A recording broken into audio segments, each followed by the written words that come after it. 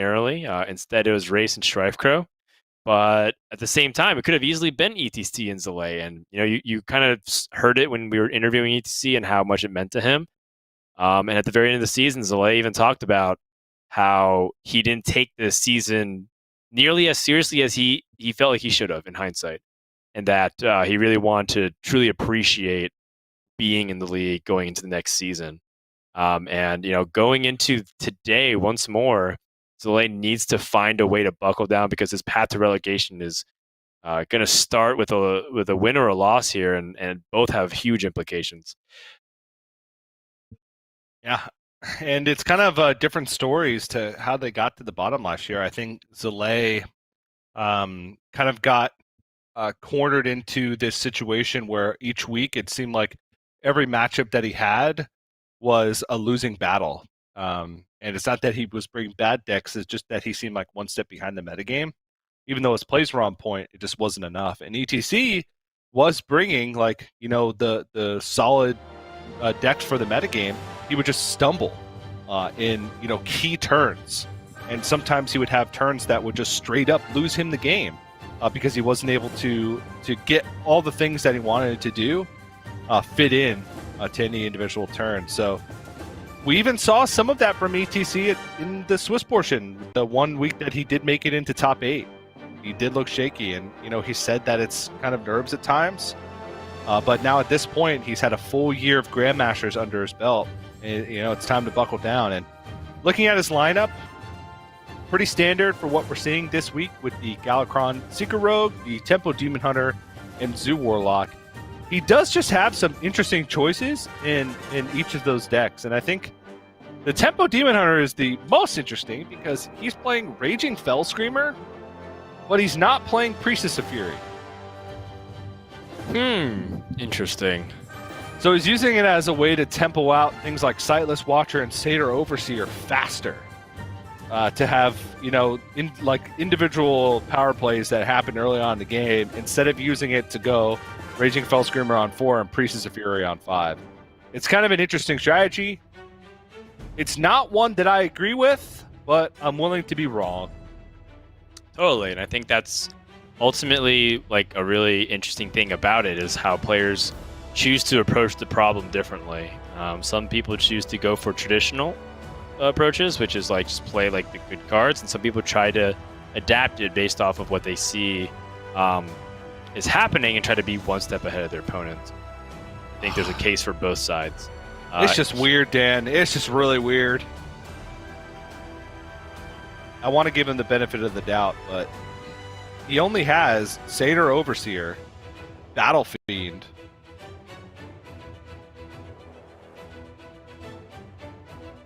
and Frenzied Fellwing? Yeah, that's true. As Although his demons? Frenzied Fellwing could always be 0 anyways. It is particularly interesting to think about. But I definitely am going to give the edge to Zalae slightly here. Yeah. I want to... This is not meant to, like, throw shade or anything. It's just an honest question. If he just forgot to put Priestess of Fury in his deck, I just can't see the merits in Raging Fell Screamer. It's a 4-mana 4/4, which does nothing the turn it's played, unless you're playing a demon alongside of it. But the only other demon that you'd be able to even play alongside of it in the same turn that you played on curve would be Battle Fiend. Which, if you're not attacking, it's just a 1/2. So the tempo loss from just playing essentially a vanilla 4/4 in your deck just doesn't seem worth it. And most of the time, unless you're super far behind, you're going to be able to make Frenzied Fellwing cheap enough anyway. And Frenzied Fellwing is nerfed, so it's only a 3/2 now, so it's not even that big of a power spike. I'm not sure. Yeah, that does intrigue me with a lot of those questions, but Because he doesn't have Gladebound Adept either. I grow impatient. I got you, Fred. How does he deal damage ever? I don't know. I am got intrigued really as well. It seems like to me he's got a lot of tech, and then might just be missing a little bit of the punch. Sometimes you get too fancy with tech cards, and you end up just kind of falling behind. But hey, you know what? In the end, if he's able to just get ahead anyways because he has the initiative, he might force Zalae into an awkward position and win. Yeah, Purely no, off his that's true. momentum. He was on the play, had a 1-drop, had to follow up to kill his opponent's 1-drop, and that's oftentimes the key to winning the Demon Hunter mirrors. It's just his finishing power and his staying power just seem to be a little stunted in the mid game. But he does have Frozen Shadow Weaver, whereas Zalae does not. So that could also be a huge factor in the mirror matchup. Zalae is also playing a Vulpir Scoundrel, which Demon Hunter spells are... there's very few of them, and because Vulpir Scoundrel discovers that the spells you'd be offered would be class spells, you can pretty much narrow it down and get a very high value spell every time you play it. He just kind of goes against the theme of Demon Hunter, which is tempo at all costs, because you're playing a 3-mana 2/3 and not necessarily doing anything else. But you can end up finding things like I-Beam or Twin Slice pretty consistently, which could help smooth out a bad curve. Right. Oh, and look at that. Vulpir Scoundrel is drawn. Look who it is. But it... Oh, he is going It to looks play good to me in this position, yeah. I was thinking maybe like a Cane Oh. to kind of try and clean up the board. Immolation Aura, Soul Cleave, Feast of Souls. Feast of Souls not that great. Immolation Aura is particularly intriguing to me, given that Zalae is behind on the board. Yeah, huh. Mystery Choice also is pretty fun. It could be anything. It could even be an Immolation Aura.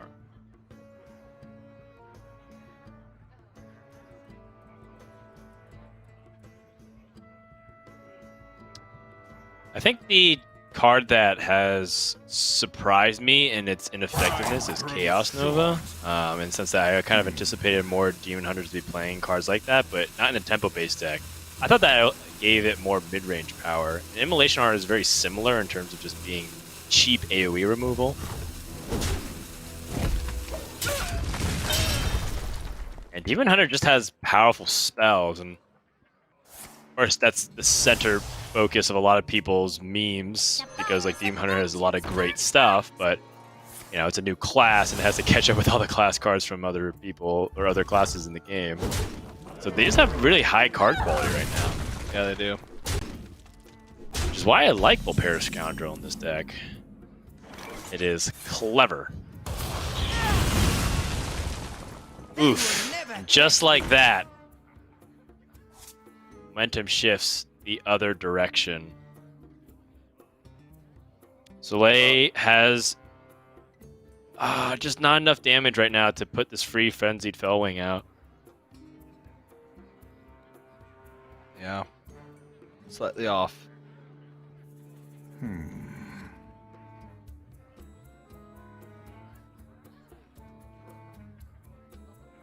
So he's still giving initiative over to ETC, but as we talked about, ETC's turn 5 is on average weaker than other Demon Hunters because he doesn't include Gladeon Adept.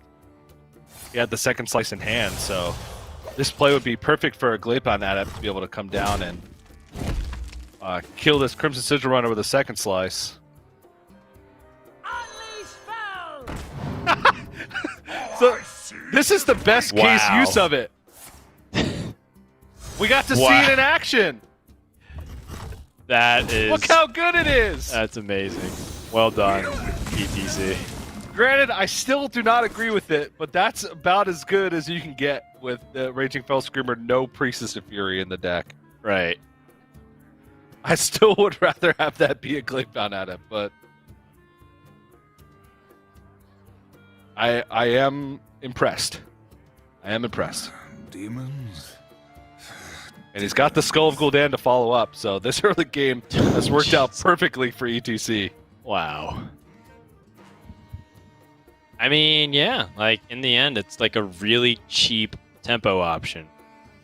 if you were to think about it somewhat abstractly, if the Raging Fell Screamer is like a discount card, but you can consider it a 2-mana 4/4 because it kind of gives you 2 more mana.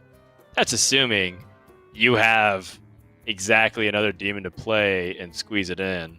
Well, Time grows short. the only other demons he has is Battle Fiend, which is only 1 mana anyway, Hide behind your circles. and Frenzied Fellwing, which is also cheaper anyway. Right, well, but I'm saying, look, DJ, I said you have to think abstractly, okay? I'm not good at thinking abstractly, Dan. Job done.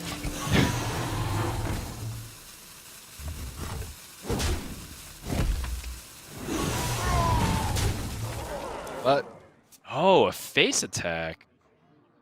He wants ETC to double trade. He finds a twin slice, though.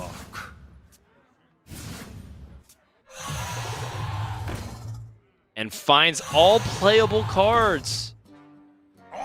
Zalae, where's your immolation aura now? Wow. I mean, this is pretty close to ideal for the way things shaped up for ETC.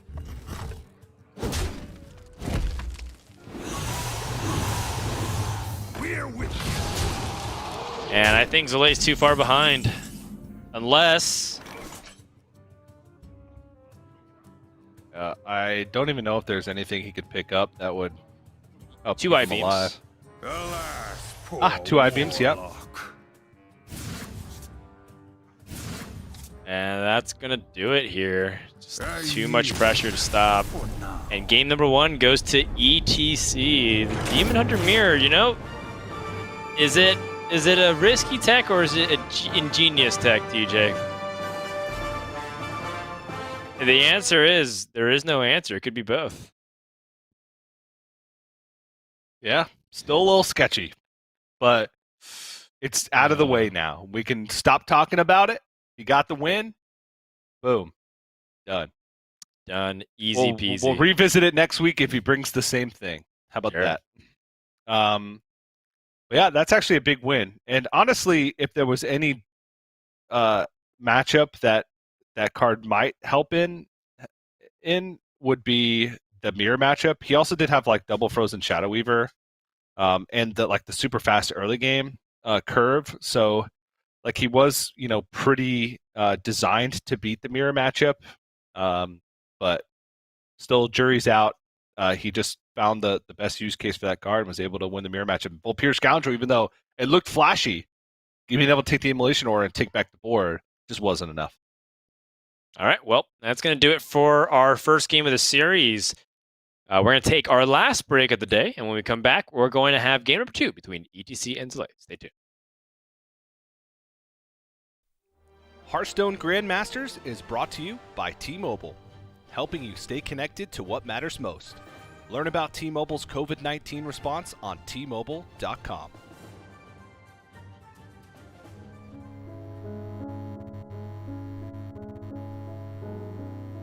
What is my greatest fear?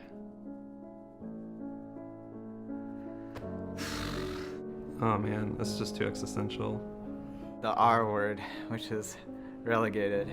The future is my greatest fear. That and spiders, they're both very high up there. My greatest fear for the longest time was ants. Mi mayor miedo seguían las alturas. Hurting someone's feelings. I never really want to give off bad vibes. Failing in Hearthstone is kind of a fear. I want to continue doing this for as long as I could. My friend's older brothers were digging up an anthill. I went to look to see what they were doing, and then they pushed me into the anthill, and then I was covered in ants from head to toe. I've had this recurring nightmare since I was a child of not being able to finish a puzzle, and it's a giant puzzle that I'm walking on, and then I fall into it, and I wake up in sweats, and it's just terrible. So really what I'm afraid of is puzzles. And I had to strip down naked and get hosed down to get all the ants off of me, and they were like bitey ants, and it was not fun. It was not fun at all. From that moment onward, I had a war against ants, and I absolutely hated ants. Drowning because I don't know how to swim. Death, and that all life is meaningless. My greatest fear is death.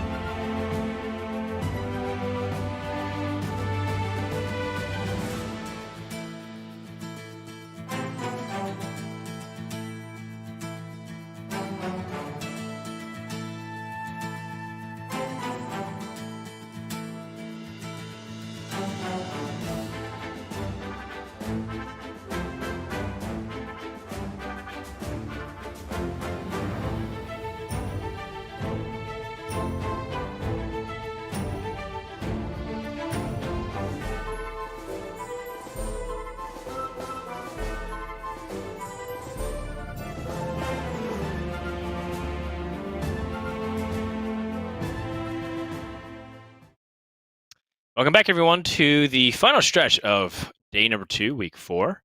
We have a current series ongoing with ETC and Zalae. The Demon Hunter Meteor did go to ETC, and that's going to be a nice leg up. Although the real question doesn't seem to be around Demon Hunters, but around the Rogues. And whether or not the Rogues can get a win in the mirror seems to be the influential factor, and that's still very much on the table. That being said, ETC still has his Warlock deck. Zoo Warlock is really fun to kind of play a huge amount of stats onto the board at one time, but ETC is playing the charge version of it.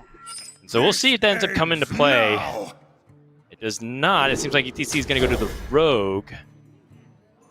Demon Hunter is still being played here by Zalae.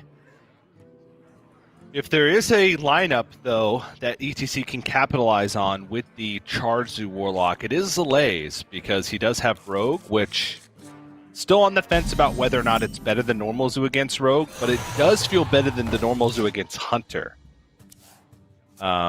Just because they do oftentimes get out to a slow start, and that extra damage can help you end the game before Highlander Hunter can, get those crazy late game board presence plays online. So we'll see, though.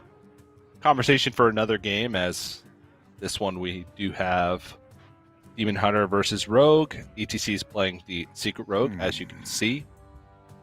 With 2-ups, his secrets are pretty standard, as we've come to expect this week, with double ambush, double dirty tricks, and single bamboozle. Sometimes you just gotta bamboozle them one time, TJ. That's good enough. Yep. Single bamboozle. But yeah, I think that a lot of times that bamboozle can be enough of a early game tempo swing. Dirty tricks is interesting.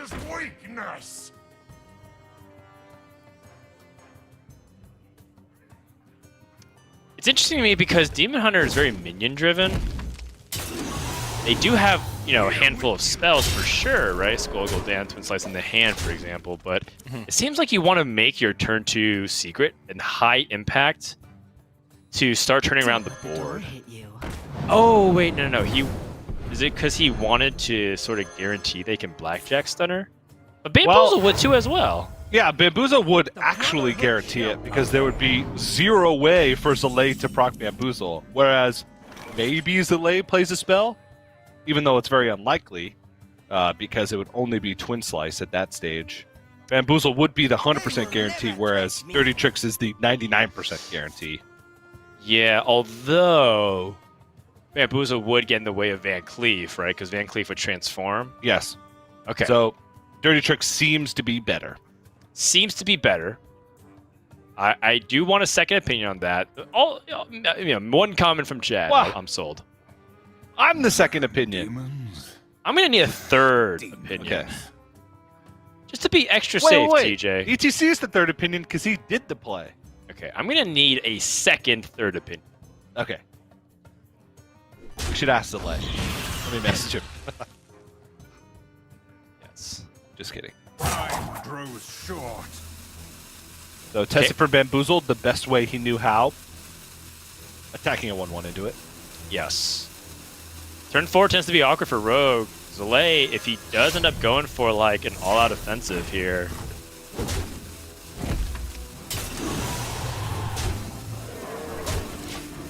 Oh yeah? Did he miss a damage? He missed a point of damage. Okay, hopefully that doesn't end up biting him in the butt. I mean, those are very small mistakes, but like everybody, including Zalae, knows that. Sometimes there are more hidden mistakes that are difficult to spot, but no need to spend too much time on it. ETC just concede. Wow, well that's one way to end an NA Grandmasters match. that was a mwah. Just a beautiful display of Hearthstone right there. The highest level of competition. Just the cherry on top of our great day. of top-level Hearthstone. Yeah, we have top 5 plays, and sometimes we have some lowlights, and I kind of wish we can compile them just because they're funny, right? Like, there's no way ETC was going to win that position. But at the same time, it's always like, whoops, I guess I am now giving up my license to avoid mockery from the chat, right? Because a lot of times when you read the chat alongside someone who's playing Hearthstone, it's very interesting because sometimes it's just a battle of pure opinions. And it's like, I think I'm going to take some of the most consistent and storied Grandmasters players over whoever's in chat. And that's not disrespectful to anybody in chat. It's just more like, I'm going to go based on pedigree. But a lot of times when you make a mistake like that, it's like, oh, I have no excuse. Absolutely zero excuse. I just made a pure mistake. And then everyone gets to type in, order and sequence memes and whatnot. And those, in my opinion, TJ, are bonding moments. That's when you and chat become one. Well or said, Dan. you permaban everybody. And, yeah, that's strategy number 2. Move on with your back. Okay. ETC here is you going to go. go over to the charge zoo. Zalae going to play Rogue. Double Scrap Imp. And Magic Carpet. Oh. So, like I said earlier, ETC is playing the charge version of Zoo Warlock, which includes 2 Stone Tuskboars, 2 Bluegill Warriors, and a Wolf Rider. Other than that, he's got the normal Zoo package, Nightshade Matron, Expired Merchant Post, Hand of Gul'dan, and the double Scrap Imp. This deck packs a lot of burst damage with those things I just mentioned, plus Abusive Sergeant and Soulfire. It does not fight quite as well for early boards because your Zooey start isn't as powerful if you don't hit Scrap Imp.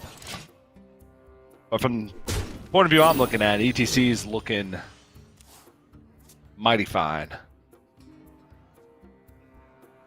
Yeah, definitely looking pretty solid here. Although,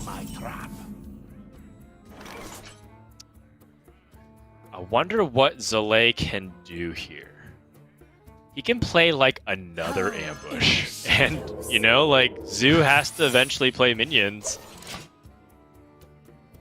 Yes, they do. This is kind of funny. I'm not gonna lie. I feel like this is gonna be like one of those things where ETC buffs his hand and doesn't have anything. Like he might end up just falling too far behind based off what Rogue's able to do. Yeah, like if he just plays Magic Carpet this turn, which is a 3/8, it just dies to the ambush token. Right. He taps and does nothing here. It seems like the play.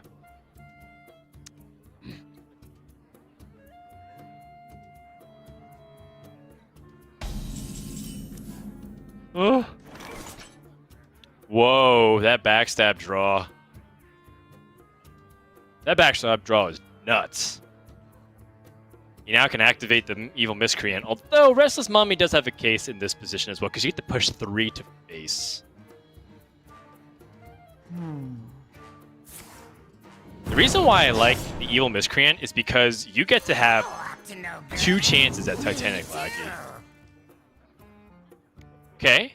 Which Lackey also good. Because even if Lackey. ETC's going up on a Nightshade Matron or Magic Carpet turn, he's only killing one thing, because Magic Carpet can only play one drop alongside it. Right. And he can't kill the other poisonous minion. Yeah. Dang. Okay. So staying like as wide it. as possible. I wanted to push damage in some capacities, whether or not he wanted to keep this 1/2 Pharaoh Cat around. Is that a Hand of Gul'dan? Oh. Right after his Scrap Imps. Well. Okay, so that Nightshade Matron is a 9/9. Yeah, 4-mana 9/9. But if he plays it, there's an ambush. Possibilities. So it Right. dies. Not to no mention matter that there's what. a poisonous minion like on the board. On the board. Right. So here's the thing that I was talking about was that ETC can have all the stats in the world. It's about how much life that he has to work with. And if you actually look at the previous series, the first series that we're watching with Gallant, Gallon versus Nalgadon, it ended up having a really important moment where Nalgadon decided to switch into defensive mode and just clear a bunch of minions. But, you know, there was a possibility that if he went aggressive, he could have burned out Zoo. Yeah. And I like that Zalae's taking that stance, because I think about what if. I don't blame Nalgadon for taking that line. I think if you go back, it might even just be objectively correct, not subjectively. But I'm not sure. But in this position, I like that Zalae has that opportunity to go for it. And he just he's even doing damage to himself willingly. 2, 5, he's 10, dead. 11. There's lethal. Yeah, he's dead. What? Zalae. How did you lose with 2 scrap imps? Zalae's just looking at his hand like, nice scrap imps, buddy. That spy mistress dealt so much damage. Oh, wow. Zalae steals one. Lull indeed. This has just been a weird series overall. So I'm pretty sure if you took the opening hands from both players and showed it to 16 Grandmasters, that almost all of them would say that Zoo wins this. They say, like, okay, like if you were to declare like who's the winner at this point, I think almost everyone would say Zoo. And so it is flooring to me to see that. Now, of course, there might be some dissenters. And obviously we're exaggerating, but it's because it's entirely plausible to lose from that situation. It was just shocking that Zoo died on 5 when it had so much to live for, DJ. I know. Like, for example, he could have just played some taunt minions. Yeah. But he didn't. And he played Flame Imp, which kind of puts him in a danger zone to get killed by the Eviscerate. Granted, his taunt minion would die to the poisonous on board. You have to answer the poisonous regardless, and he took 3 damage from Flame Imp. Right. So begin. But it's also coming to calling the question what we were talking about, which was double Scrap Imp is really cool, but your opponent has to play slow enough for you to merit that. And we actually saw this exact same scenario where Gallon had double Scrap Imp, and he didn't even play the second Scrap Imp the entire game, right? Yeah. He fought for board with the other one. And in tempo matchups, you have to recognize when that's the right case. Like, yeah, sure, you can have a 6/5 Expired Merchant, a 5/10 Magic Carpet, a 5/5 Abusive Sergeant. But if you can't do anything with him, what's the point? Indeed. And now Rogue escaped. Yep. Oh, and Zalae, look at this curve. Oh, yeah. Now, ETC has the curve as well. If he picks up Hand of Gul'dan, he has Scrap Imp, Expired Merchant, plus Charged Minions in hand. It's true. What's the... Alright, another Expired Merchant. One more. And then we'd be cooking.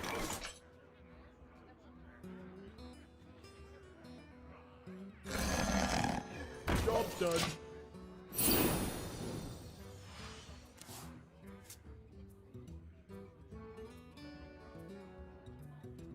Okay, well, Wolf Rider trade.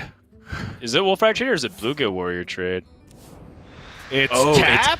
It is life tap. The greed. The greed on this man. Don't play anything. Take Why 5 don't to the we play face? another poisonous minion? Play another poisonous minion. 2-3 poisonous minions versus ETC.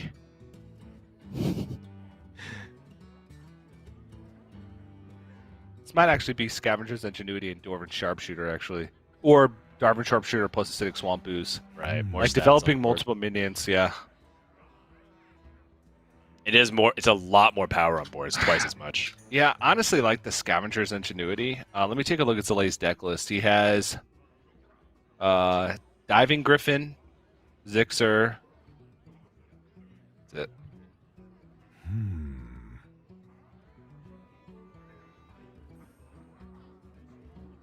That's it. Yeah, he would play off curve. Yeah, that's the If one he thing did I that don't the next like. turn anyway. That's what I don't like about it. Yes! Rottenness Drake! Nice.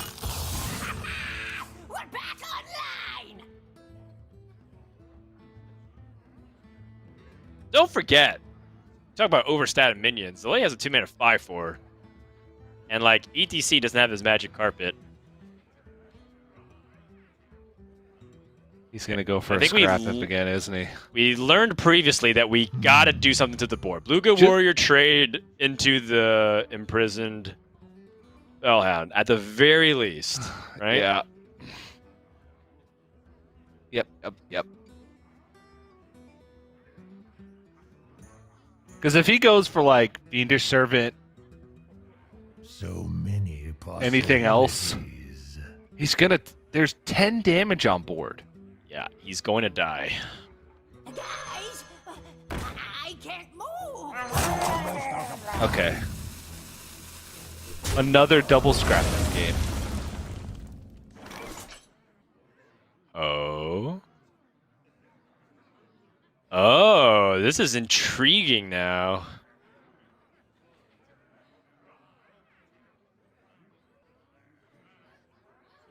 Diving Griffin will pull out Zixor guaranteed. Then Zixor can trade, and then you can play Scavenger's Ingenuity, guaranteeing that Zixor Prime gets +3/+3.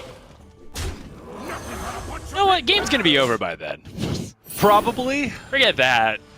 ETC, he can't play this Flame Imp anymore. Unless he wants to risk dying. Wolf Rider, trade.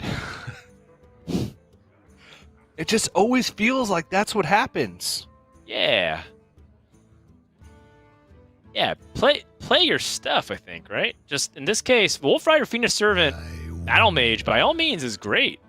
Yeah, he gets to kill off a minion. The Fiendish Servant is a 4/3. It seems good enough to me. We've yet to see a Wolf Rider go face in any of our Charge Zoo games. I believe Wolf Rider is more of a victory cigar. It is a token of your complete and utter domination of the opponent. It's not actually meant to win. Does this look like complete and utter domination to you, Dan? I mean, that's a pretty impressive board for 4 mana. Yeah. I took the VT.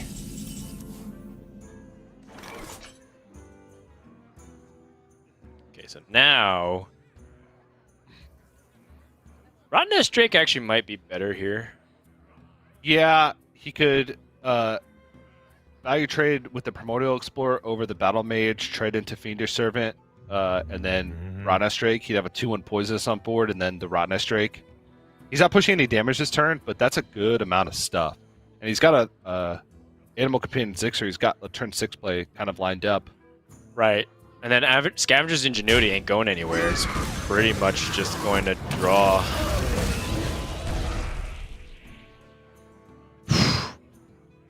Well, Wolf Rider 2-for-1, Dan. Success. Great card. All right.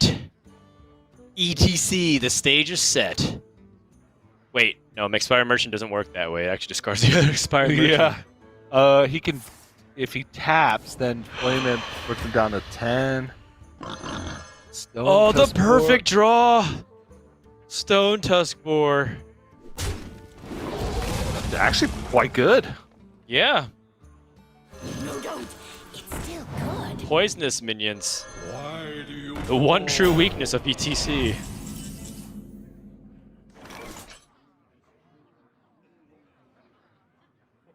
Okay. If Zalae... Oh, wait, no, he can actually... Oh. That seems good to me. Oh, yes, never mind. What's the problem? I thought if he got Misha... I might be a little bit delayed in desyncing. I thought if he got Misha, he wouldn't be able to get through the taunt. Oh, okay. And he picked up Guardian Arc Merchant, so I thought that the safer play was Zixor into the taunt, guarding Arg Merchant and Acidic Swamp Ooze. But Zalae said 2 out of 3 times I get past this taunt. Yeah, and get to push a significant amount of damage. Yeah, I mean that's great. And now he can't play Flame Whip. Oh my goodness. ETC he's quite dead. He naturally dies over 3 turns, and he has to clear the board.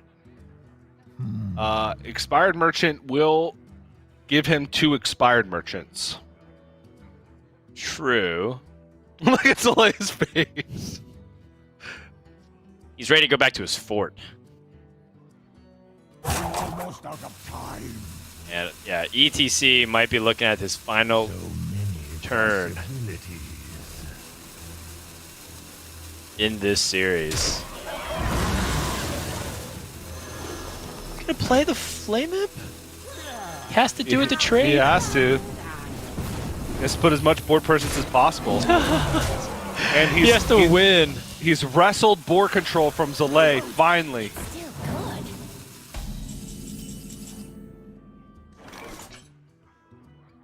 Well, there's a 1... if you Guardian Arg Merchants, there is a 1 in 4 chance for immediate lethal. Yep. But if he Scavenger's Ingenuity, he guarantees that he has Zixar Prime for next turn. But he wants to just hero power over 2 turns, DJ. Well, this dude deck looks so bad when it fumbles like this. It looks so dominant when it wins, but when it loses spectacularly, TJ. Because once more we find ourselves in a position where he had double Scrap Imp, and it wasn't even close. He didn't even do a single point of damage to the Hunter. That's it. Game 4 is over. Zalae wins 3-1.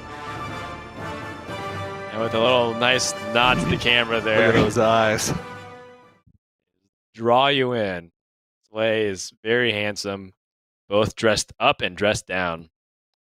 And job well done to Zalae. But I gotta call into question whether or not ETC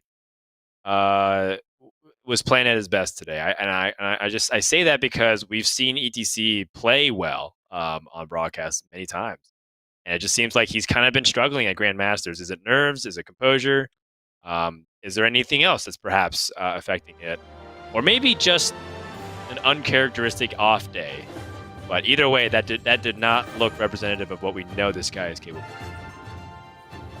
Yeah, and that means we've gone 2 days of play in Americas for Week 4, and the charged version of Zoo Warlock has not won a single game. Despite seeing it now from 4 players, I believe. Right. Empanizado, ETC, now Gidan, and PNC. All playing it and all losing. Empanizado losing twice. So to be fair to the first few people that did lose, they didn't have Scrap Imp in the opening hand. Yes. Or anything close to that. They were losing because they were just putting things together, and sometimes that happens. You're never going to draw the best form of your deck. Those were pretty close to ideal draws for the Zoo Warlock in terms of just like your opening hand, and yet it was a blowout. Either way, a lot to think about heading into Sunday as ETC takes his first loss, and we will find out how the rest of the standings shake out. You might notice a few players aren't featured yet. Eddie and Papa Jason, their matches are still actually ongoing. We're not going to show every single round robin match. Yes. They just play tomorrow. Yeah. Oh, okay. Apologies. So there are 4 players each week that only play once. So in each of the 4 weeks, there's 4 players that only play once. Since they need to play 7 matches total, they play twice in 3 of the weeks and then once in 1 of the weeks. Got it. So every player misread the schedule, and I saw a couple matches highlighted in red. That actually ended up being the division differences, not the matches that were broadcasters. So I misunderstood that. So thank you for clarifying, TJ. So yes, Papa Jason and Eddie yet to play, and yes, we will be providing coverage over at Round Robin. So forget everything I said. Not that you should be taking what I say seriously. So with that, TJ, we are at the end of our day. Even though it was a 4-match day, it was a little bit long, and we got to see some pretty interesting back and forths. Any final thoughts here to wrap us up? No, it's just a fun day of Hearthstone overall. We started things off in the first matchup with some very high-level Hearthstone in the last 3 games, right? The first couple games were kind of a stumble. So if you didn't watch anything today and you want to go back, like if you're just tuning in now, I would say that first series between Language Hacker and Empire Auto is a good watch. And then we got to see some crazy stuff. We got my prophecy from yesterday came true. It's not a big sample size with Charged Zoo Warlock, but I said that I have huge doubts about it, and so far I've been right since it's, I think, 0-5 now. But we are going to get to see it at least once more tomorrow, or maybe once more, because ETC does play, yeah. And I'm curious to see if we're going to finally see it get a win in Americas. It's got wins in other regions, but Americas is where it's lacking, and our metagame's slightly different. But overall, it's some good Hearthstone today. A lot of rogue matches, a lot of crazy moments. It's going to be fun. Tomorrow, we're going to go back to 5-match cadence featuring, as we mentioned, Eddie and Papa Jason for the first time on broadcast, as well as Monsanto versus Bloodyface, Firebat versus Frozen, and as you were talking about, ETC versus Purple. It's going to be really fun, so make sure to check that out. While you're here on the channel, make sure to follow us here on YouTube, or if you want to check out the VODs, you can always go to the videos portion of the youtube.com/Hearthstone Esports tab. And finally, if you want to find out what's happening with the schedule and the standings and how this structure works for Grandmasters or even participate in upcoming Masters Tour, head over to playerhearthstone.com/esports. That's it from us, from Frodan, TJ, and the rest of us from Grandmasters. Thanks for watching, and we'll see you next time for more Hearthstone action. Hearthstone Grandmasters is brought to you by T-Mobile, helping you stay connected to what matters most. Learn about T-Mobile's COVID-19 response on T-Mobile.com.